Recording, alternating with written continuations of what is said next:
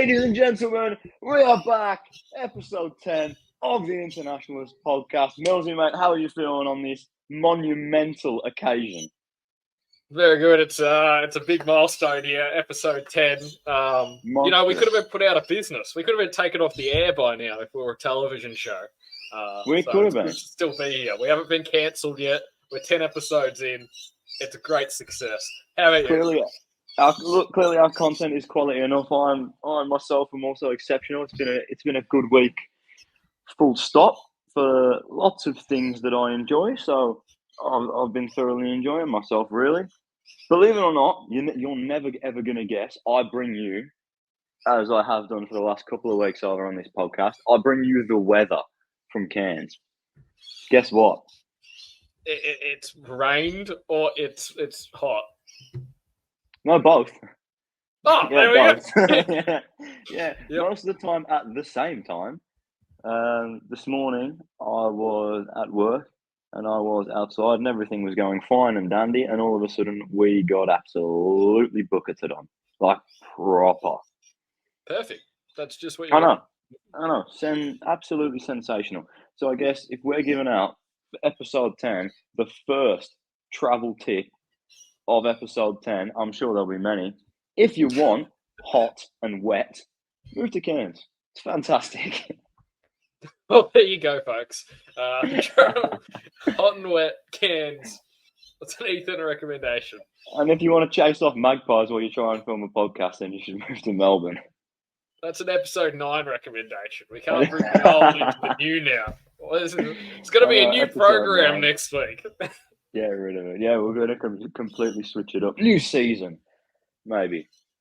Yeah, we'll see if this makes a season finale. Probably not. I feel like probably not. Maybe 6. I reckon 6 more weeks, and then we can have a season finale. That sounds like an interesting number. I like where you're headed with that. But Pork, how are you, mate? How are you, Pork? I'm doing good. Ask you how you are very often. You can't see me, so fair enough. Are you hydrated? No, not currently. I haven't got my weekly water the second that we're starting the podcast, unfortunately. We bet him to it. We started the recording. I've got mine. He's got a bottle of... I'm locked in. Someone's prepared. That's good. That's nice. Just spilt some on me, but that's all right. Anyway, Pork, what are we starting with this week, mate? Lead us in. Set us off for this monstrous episode. I think last week, Millsy brought us into the news, so I'm going to ask for your news this week, Ethan, on the travel news.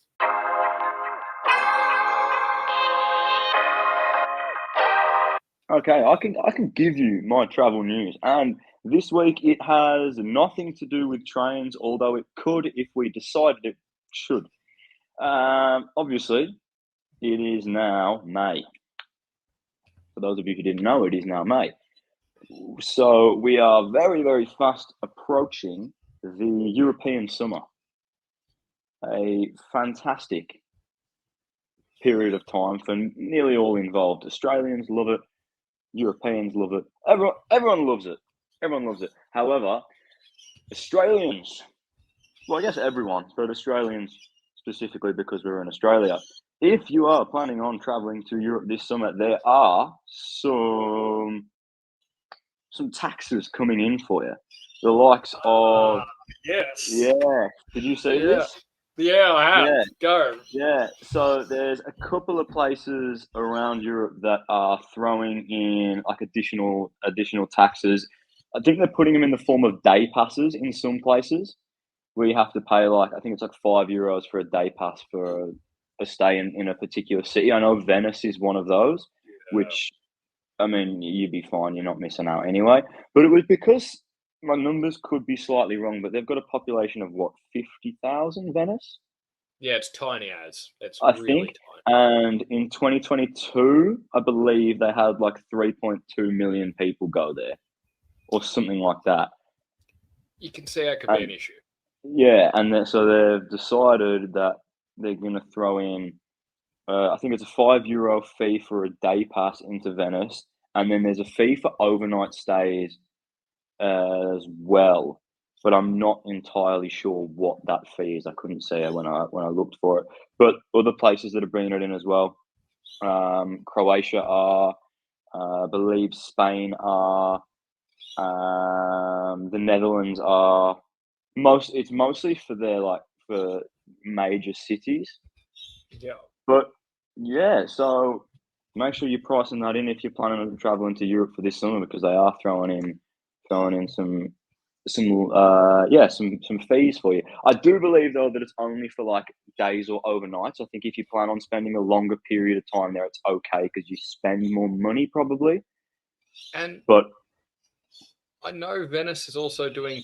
It's only on certain peak season days that they're going to charge you. So if you go in the off season, you're not going to get charged that entry fee.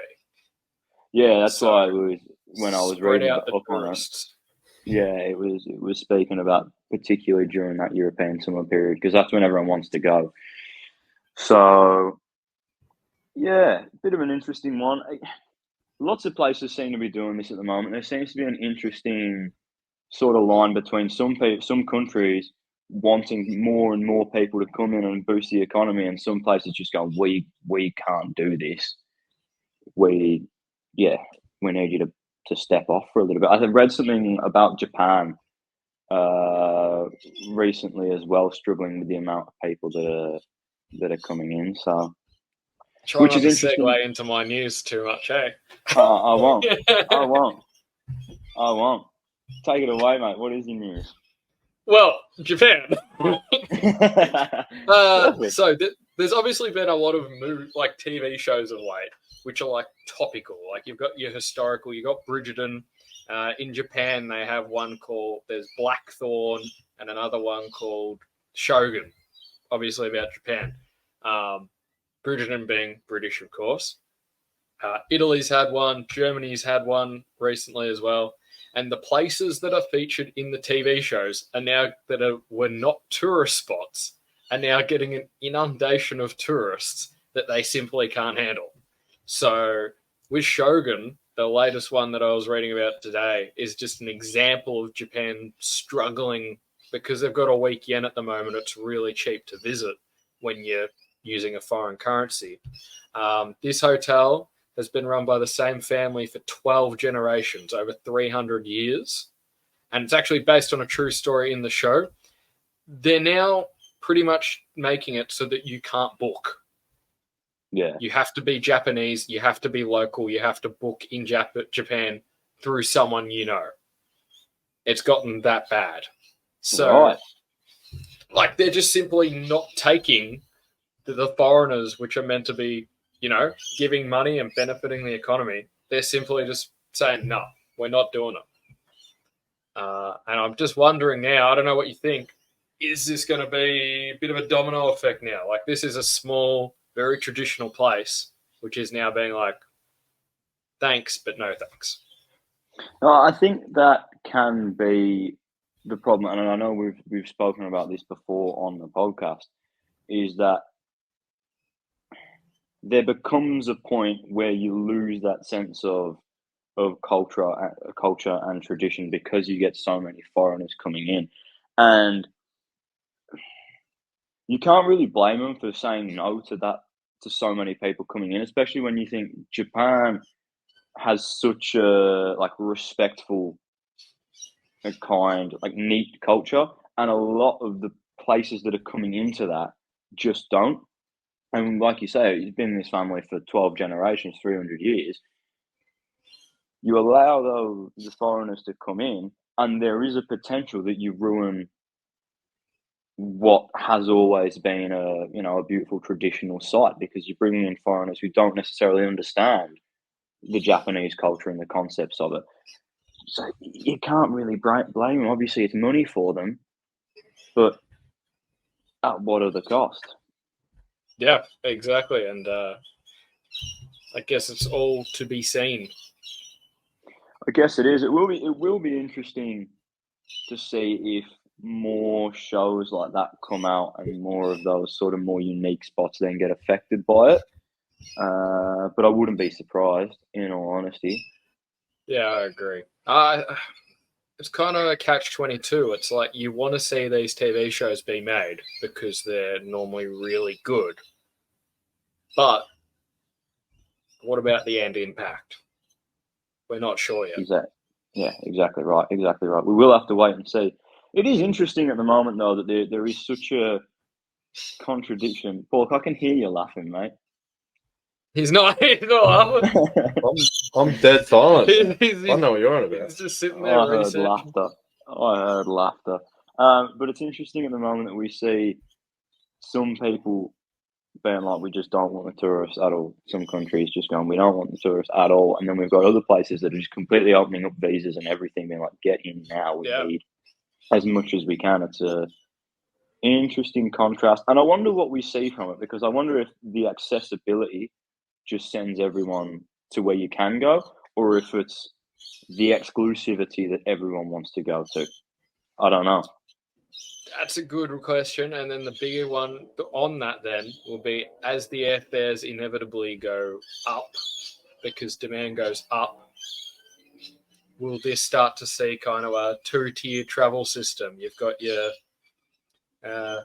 people who want to look like they can be there and the people who actually can be there. And will it create a big divide in the travel world? Potentially.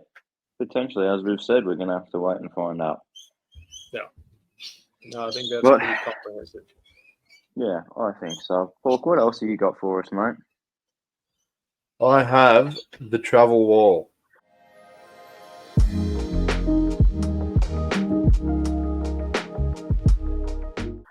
Yeah. Yeah, couple new freshies. Well, not freshies for you because you guys have been there, but you're going to tell us what it was like when you were there.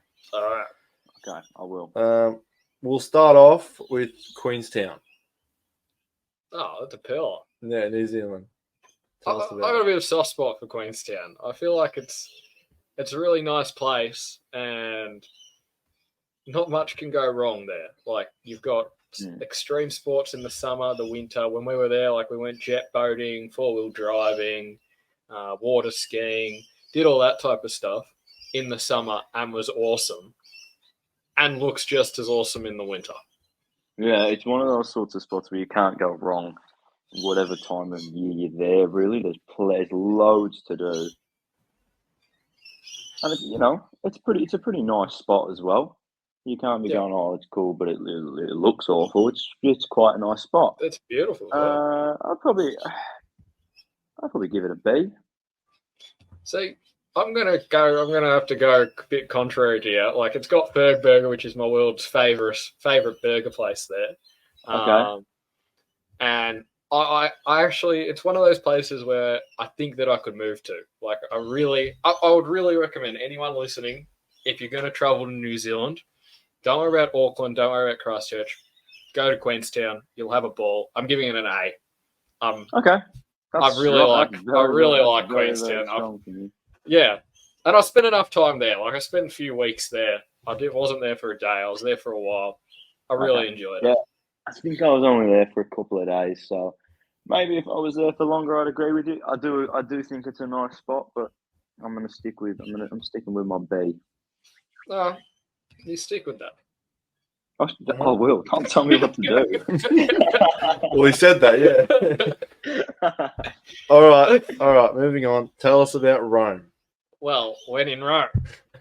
You know what? The thing is, Rome it's such a, like, it's kind of a 50-50 because you get, it's crammed with tourists. There's a lot of tourists there. But the reason there are a lot of tourists there is because there are so many cool things to see and do. It looks nice. We speak very highly of Italian cities. And, this one, it's not vastly different. Food's good, drink's good, sights are good. It's a bit of a shame there's so many tourists is the only thing that I can really fault it for. Yeah, legit. It really is. It's a cracker. There's so much cool stuff to see. The history behind it's fascinating. But yeah. Yeah, I've spent a cumulative month walking through it and haven't done the whole city. Now, we're talking about a city where you can probably dig in any backyard and you will find artifacts, but they've still managed to build a metro and a train to the airport and trams. They have all modern infrastructure. They've got great food. They got the aquifers everywhere. I love Free Water. Free Water is an awesome invention. It is. And there's not enough, like, you think that you've seen Rome. No one's seen Rome. You could walk through those streets and the outer suburbs for weeks on end. Like, as I've said, I've walked around it for a month and maybe I've scratched the surface. Yeah. I think I'm going to go with a B again because I do really like it, but there's too many tourists. Yeah. No, tourists are the big killer. The best thing that I have to recommend for people is go in September. You will never hear anyone recommend go to Rome in September, but it's quieter. It doesn't have silly tourists there. There's less tourists. You know, you start getting that September, October period. It's still nice to walk around. You can see everything much more pleasantly. There we go. So, see, loads of internationalist top tips today. Yeah, I'm going to give September Rome an A. June, July Rome, peak summer Rome a B. Well, I haven't been in September, so I'm just going to hit it with a square B. No, that's fair. That's fair. Paul's had a good week. I was going to ask you to move it down to 1, like narrow it down to 1, but we'll take that. Good. That's all right. Give it a B plus. B plus overall. Okay. All right. Well, let's move on to Hamburg. It's got an okay bridge. Yeah, it does have a reasonable bridge, and they invented a good piece of scran. I don't think that came from there. Yes. We're going to need a pork on this one. I swear it did. Like it did. Is this another famous Lord Sandwich moment where the sandwich came from Lord Sandwich? Yeah, I swear. Yeah, I'm pretty sure it is. I swear it's a US thing. I swear no one would be No. It's definitely not. We're going to need some fact checking on this. We're going to need some fact checking. Hamburg's signature dishes include. I don't care what their signature dishes are. I want to know if the hamburger comes from Hamburg. It's not. It's not. Ask where the hamburger was invented. Fletcher Davis of Athens. It's telling me. It's Greek. It's Greek. I can never eat hamburgers again. Oh, sorry. It's Athens, Texas. Athens, Texas. Texas. There you go. Yeah, it's American. I thought so. When in ancient history were you like, 1800s, they were whipping out hamburgers? I'm checking this myself. I don't trust Pork's research. What's Hamburg? It's Hamburg. It was traditionally not spelt even like B-U-R-G. That's why I was like, I don't think it could be this. But anyway. It's telling me the inspiration for the hamburger did come from Hamburg, but the sandwich concept was invented later. Yeah, so what I've found is the origin story, the inspiration came from Hamburg, but then it was made later. Okay. So that was a completely pointless segment. Yeah. Moral of the story, it's like any German city. It's quite well organised, but I wasn't really loving it last time I was there because it was cold and so the streets were dirty. Like the back streets not so pleasant. Main centre of town, it's a European city. It's nice to look at. Would I live there? No. Not the most pleasant thing. Probably leaning towards C, D region. I'm thinking the same thing. I can't even remember exactly what we gave Berlin. I think I might have said B and you probably said A. Yeah, I would have been heavily biased and given it like... Yeah, but like it's nowhere near that. Oh, it's no Berlin. Which makes me think I'm probably more likely to put it in D just because I don't think it's one step below Berlin. No, that's fair. Like, it's not a B. Like compared to if we're going to tier the Yeah, German if cities, I've said it's B, third tier, fourth tier. Berlin's B, then I'd put it. I'm going to give it a D. It's I think that's sound. Yeah, good. I'm I'll glad. stop. Well, Paul, you've had a couple of good weeks on this one now. Yeah, this has You've been your picked up a best little week. bit. We're on the up. Like Rome and Queenstown together. Awesome. Yeah, I think we are. That one week where we both went like EDE or whatever it was. Yeah. That was that was bad. What do we have? Like Venice, Sydney, and Oh, know what else we Perth had. or something. It was like something like that. it was something bad. Oh, and like Brussels. There were some letdowns, all think it right? was. We can skim over it. Yeah. I think it was. Oh, yeah, look. It was like Pork's Year 7 report card, mate. No, I was a good student in year 7, I and then know. it went down. Pork's Year 10. Pork's Year 10 report Yeah, card. go later on, and then it went down. And look where you are Anyway. now, mate. This is. Yeah, look where we are. Yeah, Who says Sorry. you can't do something with your life? It's like You're on episode 10 of the Internationalist Podcast, mate. you made Still here. Yeah, you haven't been fired. Yeah, I've been on my last straw for a while now. Yeah, we've tried. We've tried. We'll put the call out. No one Oh, responded. no. People, no one was like, oh No. yeah, I want that job. Yeah. I want to get No. yelled at. maybe they hear the way that we speak to him when he calls trains automobiles. Yeah, but that was that was up there. That was a fine Yeah. moment. That was up there. That was up there. Anyway, but what else have you got for us on this? Let's 10th move episode, swiftly along to Porkipedia. This is quite expeditious of you. I don't know how we feel about this. It's expeditious. But mate? You're a before we brave move man, on, Paul. actually, got a bit of a good question for you. Okay, hit me.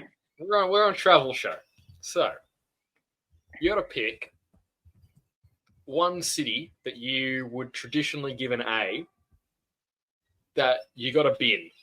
You're not allowed to go to it ever again, and the sole reason being because I said so. Because it's the question. Like, what A tier city would you just bin? Dresden. Oh, all right. Did we give that an A? No, I don't think we did. But if we're saying what would I give an A? Because you haven't. Yeah. Have you been? Yeah, I've been Dresden, but like, Oh, because I really liked it. Like I thoroughly Yeah. enjoyed myself there. But I think I probably saw just about everything there is to see. And if I never went back, I'd be able to go, oh, I went, I really enjoyed it. It was really cool, but I saw it. So I'm not overly upset about it. yeah. No, that's fair. You I see, think that would probably be. the reason I asked this is because I think Queenstown is that city for me. Really? Where it's After like, you all just right, went, I'd happily move there. You're Yeah, also like, saying you'd happily it's move awesome. Yeah, exactly. It's one of those places where it's like, it's awesome. And you wouldn't turn down. Like, someone offered you a job, you'd be like, yeah. All right. But I also would not feel any hurt or pain not to return. It'd be like, I suppose, all right, yeah. I mean, I suppose if you've been there for a Cool. couple of weeks, thing is, it's far from everything. Like Melbourne's far Yeah. from everything, but Queenstown's far from everything. it's another step. Yeah, it's far from everything. So if you went to live, you'd be in strife because it'd cost you an arm and a leg to get anywhere else. Yeah, and it's just like, all right, after a few weeks, I felt like I pretty much outdid the city. Okay. Well, I enjoyed that question. Actually, that was a good little question. So you're burning a hole in the middle of the European map, whereas I'm just getting rid of an island. You are, but I'm only burning a hole in one city. I can go to others. Yeah, exactly. But no, I think that's sound rationale. I like it. I'm glad you like it. All right. Well, on that wonderful, great result, Can we now move Yeah, swiftly yeah, on yeah. to Porkipedia? that was a very swift transition.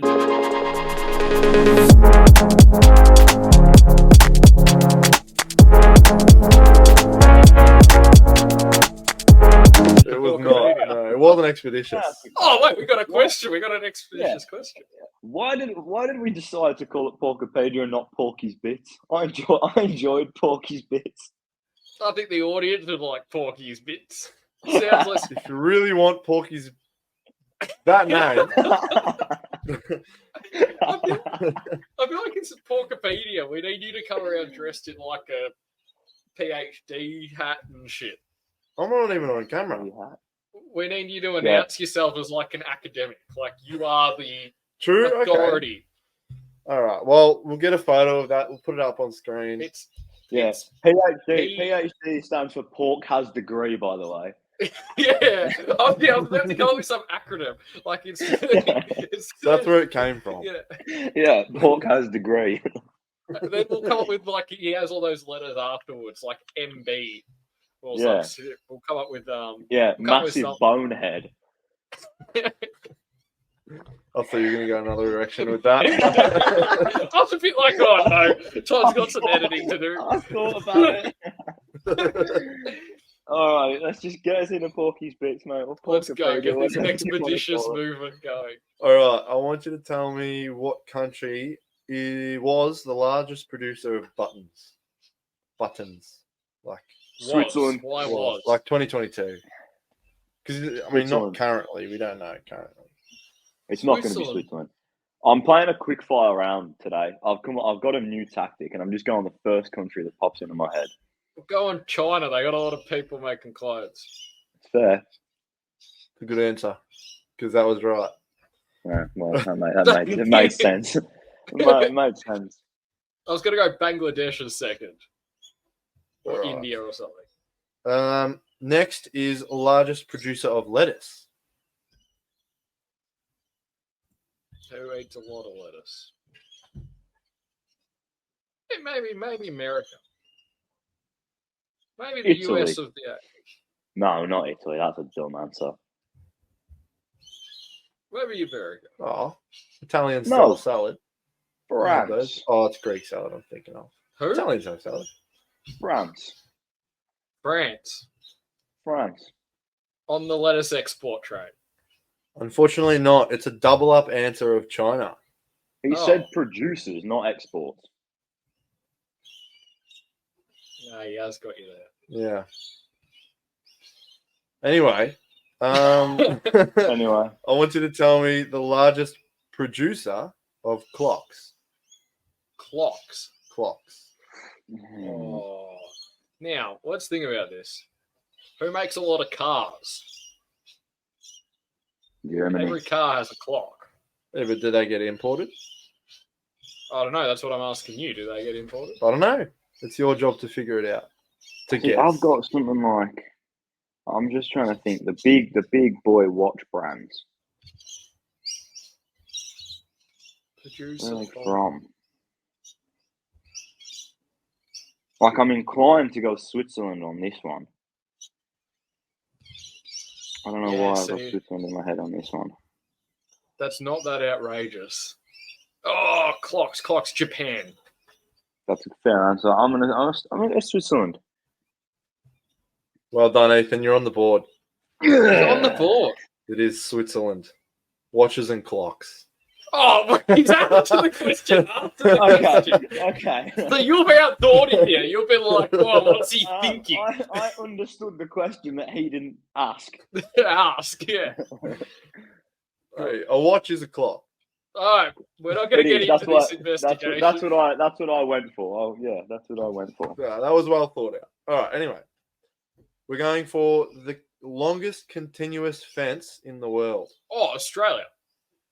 It's the dingo-proof fence in Victoria, Sydney. Fair. Yeah, fair. fair enough. I I can't thought I'd argue with stop that. someone with that. Thank you. Largest producer of tuna. Malaysia. No. Or was it the Actually, it could Philippines? That was quick. Whoa. It's John West. I remember reading on the John West can. Shit. I'm going to go with Malaysia. but I feel like it's wrong, but it's in that region.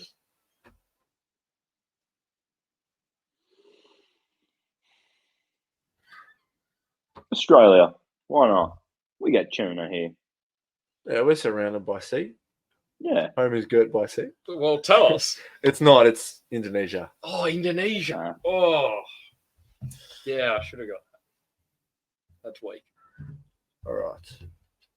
Largest importers of starch residue. Oh, so like rice and everything. Starch residue. I'm going to go with India.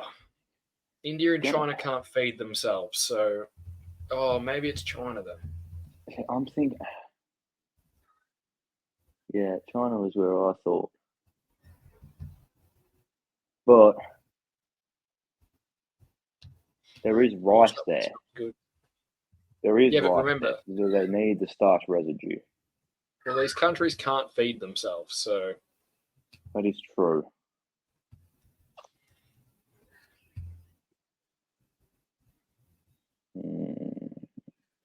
Well, you said first, so where are you going?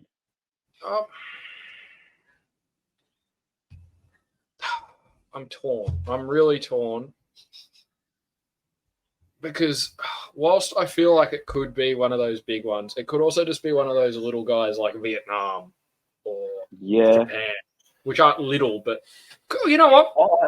Korea hasn't got to run for a while. Let's go with North or South? South. Let's go with South Korea. Fair.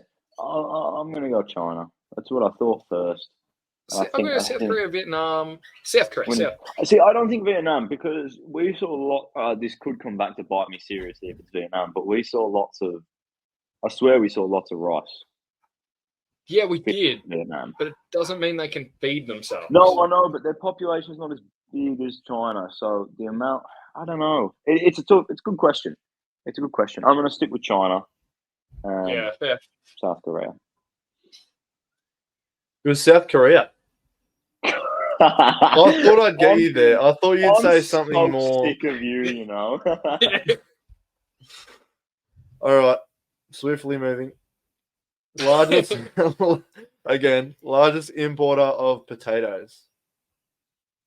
Oh, is this a trick question? We both thought the same thing here. America. Oh no. I thought you were going to think Ireland.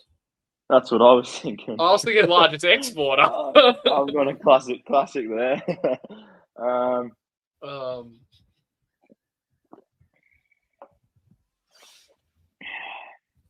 Imports. Who eats lots of chips though? The Germans eat lots of potatoes. Yeah, the Americans eat a lot of potatoes. Eat a lot of potatoes. What countries are famous for spuds? England. Netherlands. I'd argue France. Belgium. Oh, Belgium doesn't get a run. Yeah, Belgium. Flemish fries. Fantastic call. And that's where I think Lay's is actually owned. It's not the UK. Lay's are American, aren't they? Or are they Irish? Lay's? I think the head office is in Belgium, and I feel like the stats count head office. So I'm going to go with Belgium with Flemish fries. I like the call of the Netherlands. I'm going to go with the Netherlands. As if you've done it twice in a row, Millsy. It's Belgium. Because I genuinely think because it's head office. Yeah, no, that's fair. Head office. That's fair. They're doing the stats based on companies which own companies. All right. Yeah. All right, we've got one more. Yeah. Nice. Well done. Last one. I want to hear the top exporter of radioactive chemicals. Oh shit. Chemicals. Chemicals. So not the mineral itself. No. This is an I don't know question. You've got as much information as I got. Oh no. Except for the answer.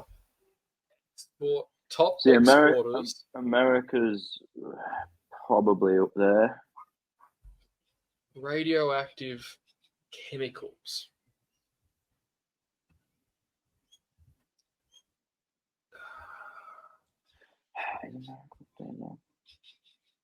Radioactive chemicals. Well, I was thinking like Russia would be up there. Yeah, Russia's one that's going to be up there. Soviet state. Let's go through it like this. Who supplies nuclear power stuff? Australia, Mali, Russia, Senegal, the Stans. Hey, ex-Soviet puppet states. They're the mining hubs. You got. Oh, I'm gonna go with the biggest boy. I'm gonna go with the Kazakhs because they got a lot of land and they would have been exploited. So I'm sure that they got uranium in there. Let's go Kazakhstan. I see. In my head, I'm thinking big boys, like big boys. So in my head, I've got the States and I've got Russia, but I don't know if the States. I don't know if the States Canada are big exporters. I'm gonna go with Russia purely for the fact I'm not entirely sure if the States are big exporters. No, I think that's fair. I think Russia, Kazakhstan. I think we've got pretty good guesses here. Yeah, you do. Russia's second. Okay. Good. And Kazakhstan's first. Sales pitch of the century here, man. Nice work. You got three in a row there. Yeah, I have to believe that Porky give him some answers. No, I didn't. That shiny head of his stores all this random information. Well, it gets more sunlight, so maybe photosynthesis and all that. Yeah, I got photovoltaic. You're probably right. No, fair, that's dude. Man. 5 from 8. That was pretty good. That was pretty good. And I should have got Indonesia on the fishing. I stuffed up my memory there of the can. Fair dues. Well done. How's that for a bloody 10th episode, lads? Oh, I think that was pretty good. We passed. That's special. We got 6 out of 8 overall. 6 out of 8. Yeah. As a collective, 6 out of 8. And, obviously we're a team on these, eh? So everyone contributed. If you didn't, you'd be 5. Yeah, exactly. I would have still passed. we all contributed this week. Excellent work, boys. Really sensational. Yeah, it was a team effort this week. Kazakhstan, eh? Nah, the week that really got me was when we had Tatiana on, and you just got like 6 like of a them. 7. None of them. Yeah. Or the episode that we recorded, episode 3 or 4, that we recorded with the audio corrupted. Oh. And you got heavy metal bands. Highest heavy metal bands and percentage of doctors per capita. Yeah, I wish that people got to see that because, man, I got them right. It was unbelievable, and he just goes like, "Oh, I know this." How do you know this? All the points. I'm pretty sure all the points that Tana got, you told it. Probably. Yeah, you did. But if the answer wasn't Australia, it probably was. That's the way it goes. That's the way it goes. But anyway, ladies and gentlemen, thank you so much for joining us for episode 10 of the Internationalist Podcast. Thank you very much for your support over these 10 episodes. We really do appreciate it. Make sure to follow us on all of our platforms, subscribe to the YouTube, and we will see you next week with another episode. Millsy, any final words? Thank you. Make sure to read Wikipedia pages during the weeks between our episodes so that you can play along at home. So you can be like, if someone starts getting 8 out of 8, write in, let us know, and we'll get you on. We'll see how good you really are. We'll put you up against the 2 masterminds that we have on screen here. Oh yeah, 2 absolute masterminds. We know it all. We everything. A high average between us, so it's like, come on, challenge us. If you can beat us, credit to you. Awesome. Fantastic. Thank you very much, everyone. See you next week. Bye-bye.